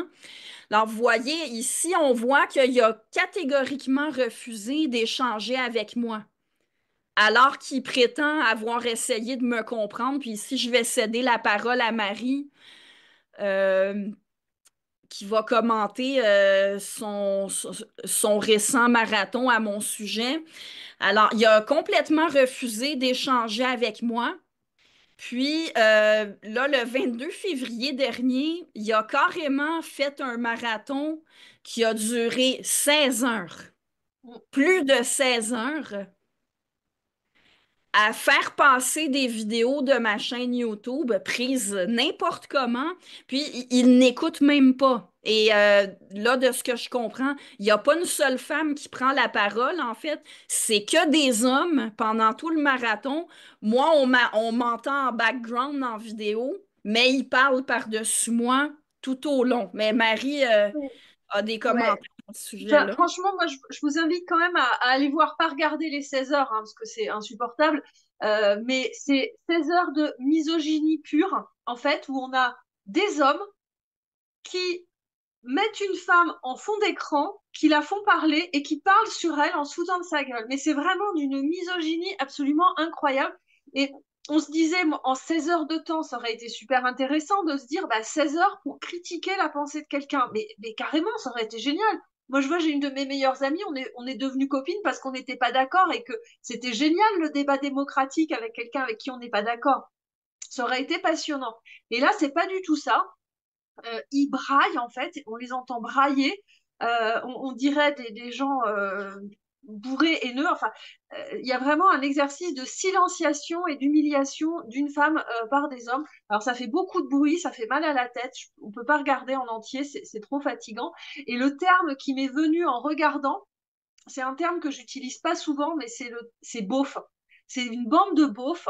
Alors, j'ai fait un post Facebook pour demander la traduction de beauf au Québec. Alors, au Québec, alors merci à celles qui ont répondu. On dirait un mononcle ou un gros colon ou un toxon. Voilà les réponses que j'ai obtenues. En tout cas, c'est quelqu'un de lourd, de raciste, de misogyne, de pas drôle, qui donne toujours son avis, qui est stupide, vulgaire, méchant. Enfin voilà. Et en fait, juste pour l'anecdote, le beauf, en fait, c'est un personnage de Cabu, un dessinateur de Charlie Hebdo qui a été assassiné le 7 janvier 2015 lors d'un attentat terroriste qui visait la liberté d'expression. Donc voilà, du coup, la boucle est bouclée. Voilà, c'est quand même... Enfin voilà, voilà, c'est un mot que j'utilise pas beaucoup, mais là vraiment c'est le mot qui me venait. Et alors il y a des choses aussi qui sont revenues dans cette vidéo. Il y a une technique d'agression intellectuelle qui s'appelle l'homme de paille. Alors il s'agit de choisir une victime et de vouloir s'attaquer à ce qu'elle dit sans fournir d'efforts intellectuels parce qu'on n'a pas d'argument pour contrer le propos de la victime. Et cette technique de l'homme de paille, ça consiste à modifier le propos de la victime et de lui prêter des propos qu'elle n'a pas tenus. Comme ça, comme le discours de la victime est trop complexe à démolir, on a un homme de paille qui est plus facile à démolir et ça permet de discréditer à moindre frais une personne et son propos sans faire d'effort. Et un des hommes transidentifiés qui est présent parle à un moment donné de la technique de l'homme de paille. Et là, encore inversion de culpabilité. Bon, il ne connaît pas le nom de cette technique, mais on comprend que c'est de ça qu'il parle. Il reproche à Agnès de pratiquer la technique de l'homme de paille. Il dit, oui, elle dit que les transactivistes, ils disent que le sexe, ça n'a pas d'importance et c'est pas vrai. Et juste après, en fait, il nie que, enfin, en fait, on voit qu'il nie l'importance du sexe. Donc, c'est pas un homme de paille, en fait. Effectivement, les transactivistes nient l'importance du sexe, puisque juste après, Agnès est en train de parler des violences sexospécifiques, donc basées sur le sexe, et eux, ils disent non, non, ça n'existe pas. Et juste après, euh, il lui-même fait un homme de paille en disant que Annie-Ève dit que les personnes trans n'ont pas le droit d'exister. Et ça, c'est réellement un homme de paille, parce que moi, j'ai quand même regardé pas mal de vidéos et lu de textes d'Annie-Ève. Jamais je l'ai entendu dire que les personnes trans n'ont pas le droit d'exister. Enfin, je veux dire. Et là, c'est vraiment une inversion de culpabilité. Et ce qu'on remarque, c'est qu'à chaque fois qu'ils disent quelque chose de faux, et que juste après, bah oui, on a les vidéos d'Annie-Ève qui parlent. Donc, elle va dire le contraire. Donc, on va voir, nous-mêmes, on va voir que c'est pas ça qu'elle dit. Et à ce moment-là, il y a Tommy Godet, donc c'est le type qui est à gauche, là. Systématiquement, il se ferme comme ça. Il a l'air complètement hébété parce qu'elle dit le contraire de ce qu'il dit qu'elle dit. Et là, il dit combien ils ont gagné d'argent avec la collecte. Enfin voilà, c'est assez hallucinant. Donc évidemment, il y a le discours anti-victimaire, etc. Mais alors je vous invite à regarder 7 heures à 7h56 33, justement parce qu'il y a Agnès qui parle des violences sexo-spécifiques. Et il y a 3 mecs qui sont là en dessous. Il y en a un qui est mort de rire pendant qu'elle parle des violences, excisions, etc., des mariages forcés, hein, des petites filles et tout. Hein. Bon, il y en a un qui est mort de rire. L'autre, Tommy Godet, il fait la chèvre. Et le troisième, bah, il rappelle que les hommes aussi subissent des violences. Donc, on a vraiment un échantillon des masculinistes habituel, quoi. Donc ça les fait rigoler, alors que personne n'a jamais dit que enfin, on n'est pas en train de dire qu'il y a que les femmes qui subissent des violences, mais simplement on est en train de parler malgré tout des violences faites aux femmes. Et juste après ou juste avant, je sais plus, il y a une chanson qui est vraiment hallucinante où ils sont explosés de rire par rapport au. Alors le titre c'est Toilette pour hommes, toilette pour femmes. Et ils sont morts de rire parce que le gars qui chante, qui doit venir du sud de la France, vu l'accent, il dit ah, imaginez une femme qui se fait épier et violer par un homme dans les toilettes. Et là, ils sont morts de rire. Imagine une gentille mamie qui se fait suivre et détrousser et violenter. Ah, mort de rire. Un enfant dans toute sa candeur qui croise un pédophile. Et ils sont explosés de rire. Donc voilà, c'est vraiment la terreur qui fonctionne par le fait de discréditer le recours à la loi, parce qu'à la fin, ils finissent par dire oh là là, il faudrait des policiers qui surveillent l'entrée des toilettes. Donc vraiment, on est terrorisé parce qu'en fait, ils se foutent de la gueule de toutes les lois qui pourraient nous protéger.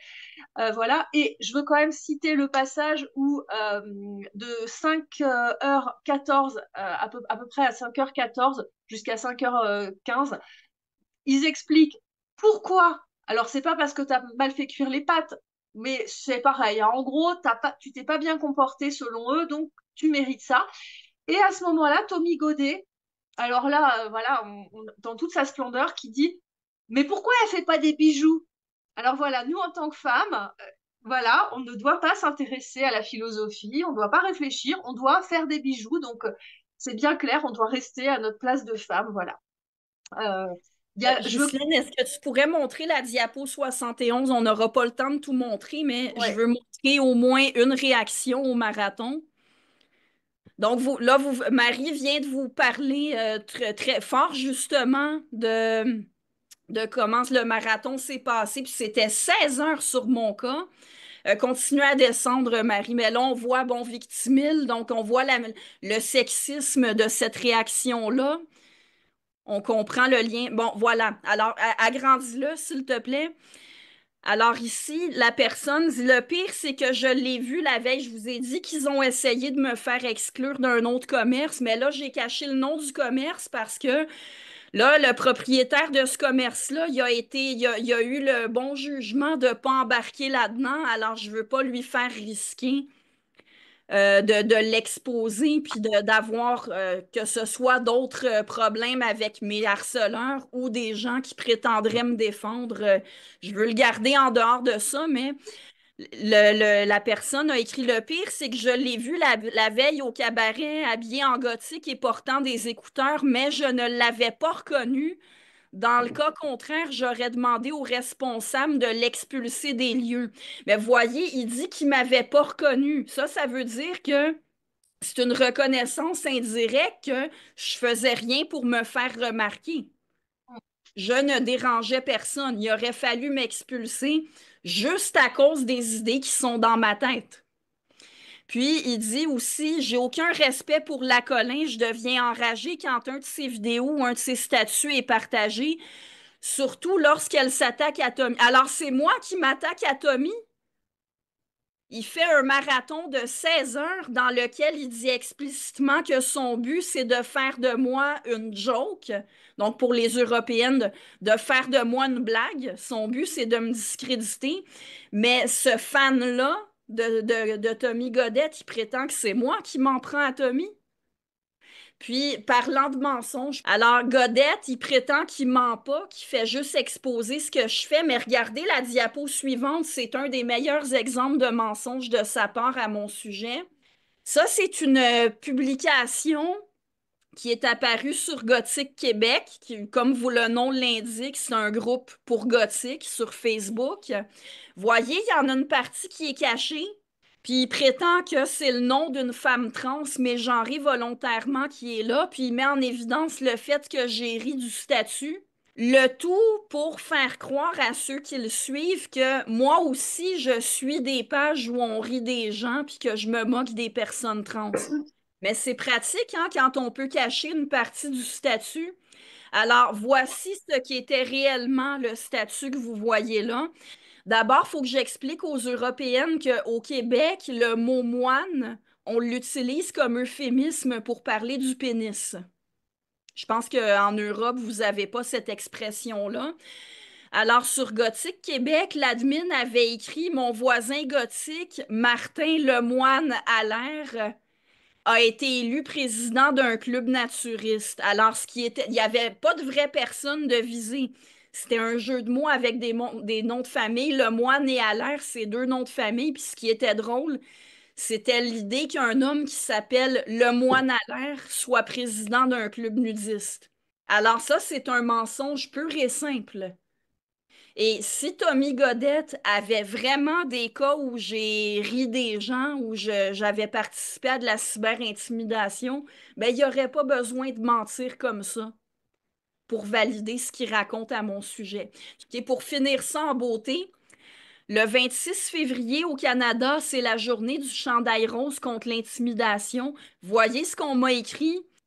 Parce que je témoigne du harcèlement dont je fais l'objet, puis en fait, dans ma vidéo, je m'adresse à ceux qui sont victimes d'intimidation en espérant leur donner des trucs pour pouvoir être mieux préparés par rapport à ça. Puis voici le commentaire que j'ai reçu sous cette vidéo-là. Et ça, c'était après le marathon de Godette. Puis on voit que tout est dans tout. Tu n'as pas fini d'en subir. Je ne sais même pas qui tu es, mais en plus d'être banni du diabolique, bon, un autre qui sait bien écrire. Maintenant, bon, là, on parle du même cabaret dont il était question précédemment. La personne me dit, si tu y es aperçu, tu te fais mettre dehors. Tu ne fais que ça de la discrimination qui en fait de l'intimidation. Je ne te veux aucun mal ni aucun bien. Tu vas juste subir ce que tu sèmes dans le futur très proche avec 3 têtes de mort. C'est presque pas une menace, hein? Puis tu devrais te faire oublier car le pire est à venir. Prends ça pour un conseil. Mais non, non, non, ils disent non, c'est pas vrai qu'on fait de l'intimidation à Agnès Collin. Tout ce qu'on fait, c'est critiquer ses propos. Et où la critique de mes propos dans ce commentaire-là? Puis Marie peut vous le confirmer. Est-ce qu'il y a de la critique de mes propos dans le marathon de Godette? Non, mais c'est ça qui est absolument, enfin, c'est presque décevant en fait. Il y a rien, il y a rien, et c'est vraiment une façon de réduire l'autre à quelque chose qui s'agite en fait. Il y avait une définition qui nous avait été donnée au début sur la violence, c'est de réduire l'autre à son corps et de nier en fait ce qu'elle pense, de nier ce qu'elle crée et, euh, et là, c'est vraiment tout à fait ça. Du coup, dans les questions, il y avait la première, c'était est-ce que il y a des personnes qui vous soutiennent? Est-ce qu'il y a des personnes qui te soutiennent? Comment ça se passe en fait par Ben rapport à déjà, ce oui, il événement? y a le World, le Women Declaration International qui me soutient aujourd'hui. Puis oui, en fait, à mon travail, on n'a jamais pris au sérieux.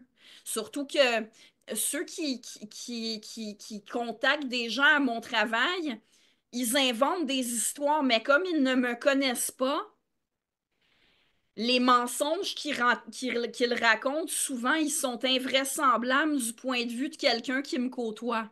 Alors, euh, ils vont tout au plus m'informer de ce qu'ils ont reçu. Quand ils reçoivent des messages qui disent elle fait telle ou telle chose de pas correct au travail, ben, ils peuvent vérifier, hein, parce qu'on a des comités de plan de cours. Il y a une transparence dans notre travail. Alors, ils savent tout de suite que c'est des histoires inventées. Puis, bon, je vais me permettre une petite pointe au woke. Étant donné que j'ai été assez intelligente pour pas avoir de woke parmi mes amis, mes amis restent amis avec moi, même si je refuse de confirmer qu'il y a des femmes avec un pénis. Donc, Ouais, mais c'est vrai oui, qu'il du soutien, j'en ai, mais c'est quand même difficile à vivre, surtout que moi, quand pendant toute l'année où j'ai eu peur d'aller au travail, c'est-à-dire en fait la session d'hiver dernier en 2024, plus l'automne 2024, c'est que, bon, j'avais informé la police, mais la police ne peut pas intervenir simplement parce que des gens disent qu'ils vont aller manifester. Mais les policiers m'ont dit, s'il y a un attroupement devant chez vous ou devant votre travail, appelez-nous.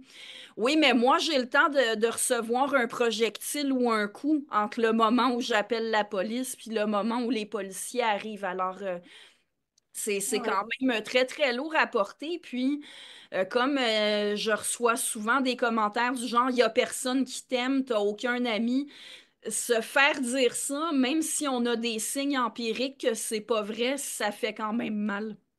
Alors ça, je veux quand même dire que c'est quelque chose d'assez typique enfin, à ce communautarisme. Quand je subissais du harcèlement, c'est ce qu'on me disait, oh, mais t'as plus d'amis. Ces gens sont tellement communautaristes qu'ils sont persuadés que en dehors d'eux, il y a personne. Et donc, ils sont complètement fermés sur eux. Et pour eux, les gens de l'extérieur, qu'après, on est quand même plein à apprécier ton travail, apprécier ce que tu fais, apprécier qui tu es. Mais comme pour eux, on n'existe pas, vu qu'on n'est pas vraiment des humains, vu qu'on est hors de leur communauté, bah, du coup, c'est qu'il n'y a personne qui t'aime. Voilà, leur raisonnement, c'est un peu ça. C'est assez flippant. Il y avait une autre question, enfin, il y en a deux qui se rejoignent un petit peu. Comment l'employeur réagit aux demandes des activistes et comment les étudiants se comportent en classe? Ah, écoutez, les étudiants, je les garde en dehors de ces histoires-là. Mais je devine que la question, c'est peut-être un petit peu plus, est-ce que les étudiants, généralement, ont la mentalité woke, la mentalité transactiviste? Je suis pas totalement, en fait, assez peu au courant des idées sociopolitiques de mes étudiants.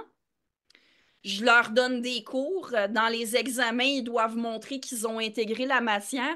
Mais je peux vous dire que je reçois des confidences d'étudiants qui, eux aussi, ont des malaises par rapport aux idéologies postmodernes, y compris l'idéologie du genre, puis qui disent, ben, on sent que, comme, j'ai des étudiants qui vont me dire des choses comme, écoutez, madame, je suis pas con, je le sais que les femmes ont pas de pénis, et parfois j'ai l'impression que dans certaines classes ou dans certains cercles, si je dis une évidence comme celle-là, je risque de me faire...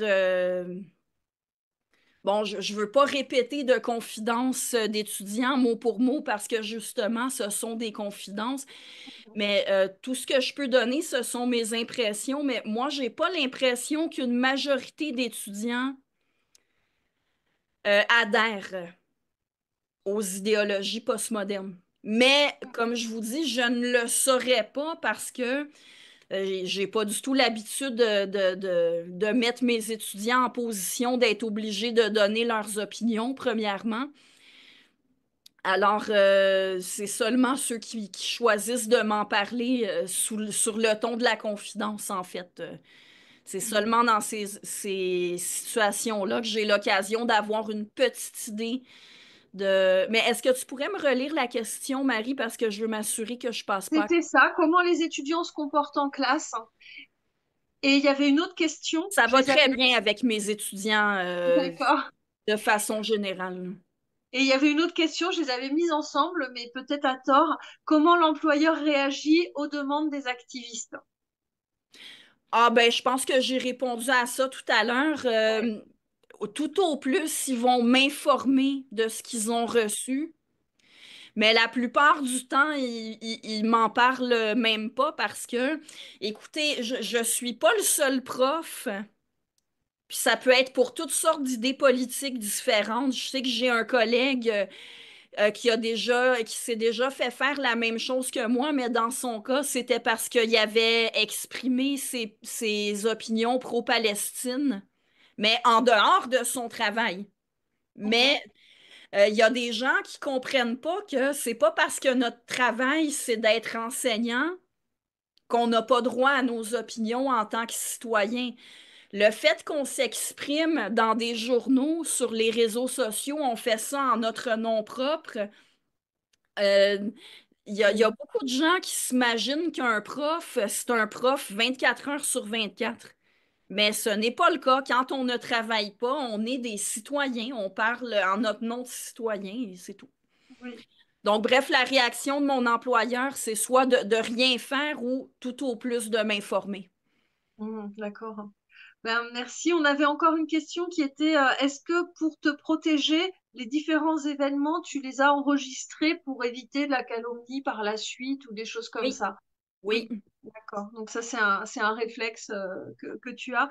Alors là, c'est une question plus générale, mais que je pense qu'on se pose toutes, en fait. C'est comment ces gens-là considèrent l'importance du sexe dans les soins de santé? Je ne sais pas si tu peux répondre parce que... En fait, il faudrait le demander à eux, puis je soupçonne que Oui, si on le faisait, ils se mettraient à patiner parce qu'ils peuvent pas prétendre que ça n'a pas d'importance, mais c'est ça, c'est que leur idéologie est tellement incohérente que dès qu'on leur pose des questions, ils s'embourbent eux-mêmes, puis là, ils se protègent en disant qu'on est des bigots parce qu'on pose des questions. Mais écoutez, puis bon, c'est vrai, j'ai pas mentionné. En ce moment, je suis en dépression légère à cause du harcèlement incessant. Vous savez, aller travailler pendant un an en ayant peur, ça finit par avoir des effets quand même à long terme. Oui, puis quelqu'un dans le chat, je vois, mentionne Amy Ram. En fait, j'avais pensé à dire que j'étais presque gênée de témoigner aujourd'hui, la même semaine où Amy Hélène Ram, qui est une infirmière canadienne, a été congédiée pour des propos semblables aux miens. Alors, une infirmière qui est blâmée d'avoir conscience de la biologie humaine élémentaire, c'est quand même quelque chose, hein? oui. Non, mais de toute façon, là, j'ai bien aimé aussi ta vidéo sur le chandail rose. J'ai trouvé que tu donnais pas mal de conseils sur comment on fait et tu décryptais aussi pas mal la stratégie des agresseurs, qui me faisait penser un petit peu au livre de Marie-France Irigoyen quand elle explique que dans le harcèlement moral, ils vont faire des choses qui sont très très dures à noter quand on est victime, mais que quand on le connaît, on arrive à nommer ces techniques-là, parce que justement, c'est ça l'intimidation, c'est ça le harcèlement moral, c'est justement de faire en sorte qu'on puisse pas vraiment nommer. Mais on va y arriver à le nommer. Et à force d'en parler, à force que on soit ensemble, qu'on dénonce collectivement, est-ce qu'on va lancer un MeToo TERF? Je sais pas, mais peut-être qu'il va falloir, parce que c'est pareil, tu vois, quand ils te reprochent de reprendre le terme TERF, mais qu'est-ce qu'ils font les queers, à part se réapproprier une insulte? Ben oui, ben c'est ce qu'on fait en fait. Quand on dit on est des TERF, de la même façon qu'eux disent on est des queers, c'est une insulte à la base, queer. Donc c'est exactement la même chose. Et là, ce qu'on fait, c'est de dire les choses. Alors je voudrais quand même dire qu'on a une adhérente du WDI France qui est enseignante, qui a été victime aussi d'intimidation. Enfin, on est nombreuses à être victimes, mais là c'est très récent. Il y a une lettre anonyme qui a été envoyée à son employeur, l'accusant d'être transphobe. Alors, elle a répondu, elle s'est pas démontée, elle a répondu publiquement sur sa page.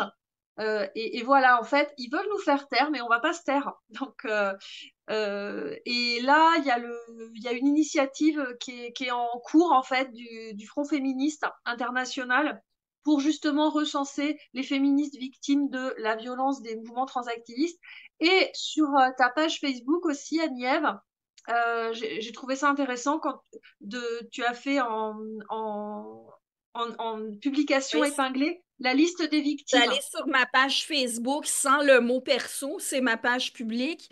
Dans les Ouais, publications épinglées, j'ai fait une liste des personnes que je connais, incluant des personnalités publiques qui ont été intimidées pour s'être opposées à l'idéologie queer. Alors, si c'est votre cas et que vous voulez aller ajouter votre nom, vous pouvez y aller. D'ailleurs, peut-être qu'on peut mettre le lien pour la publication dans le chat.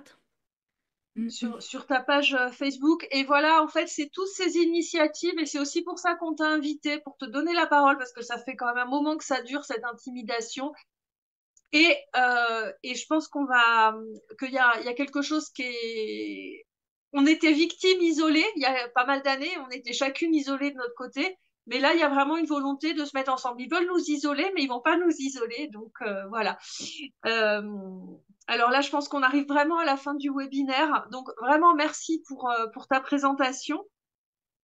Et je vous rappelle que vous pouvez signer et partager la Déclaration des droits des femmes basée sur le sexe. Et merci à tout le monde.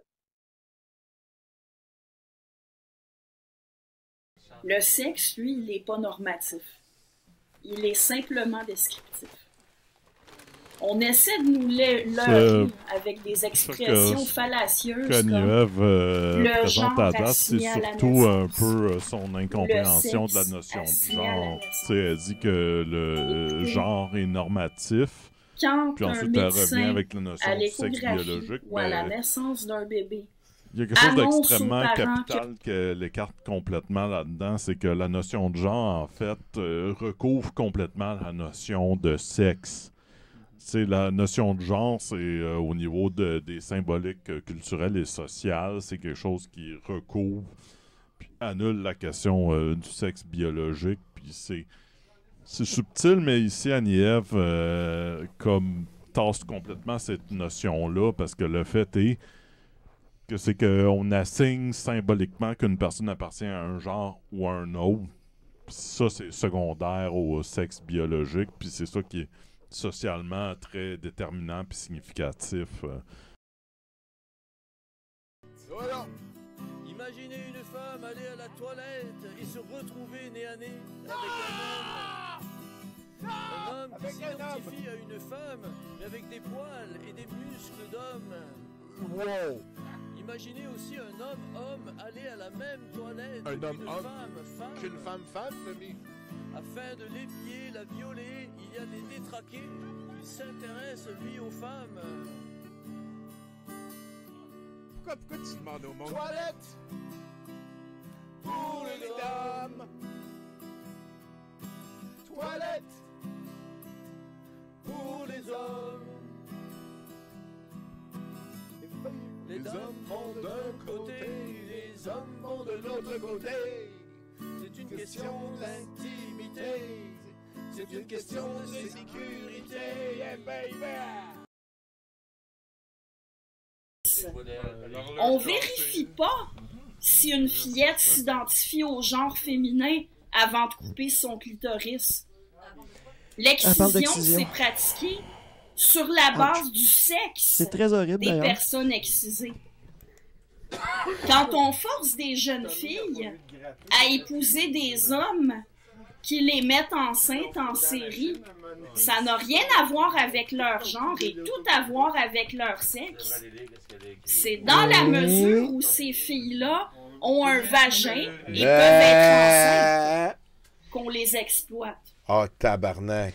Donc, J'en veux un. parce que je peux pas être genre, exploité c'est puis un être excisé, ensemble de J'en faits veux un. sociaux. quand je suis enfant, je suis pas une Chaque femme. Ça, c'est juste un se fait petit une commentaire. conception de la féminité Excusez. et de la Il y a des affaires plus intéressantes qui masculinité viennent d'arriver. qui ne se limite jamais strictement aux différences biologiques. Moi, je laisse tout choisir. Et merci au chat.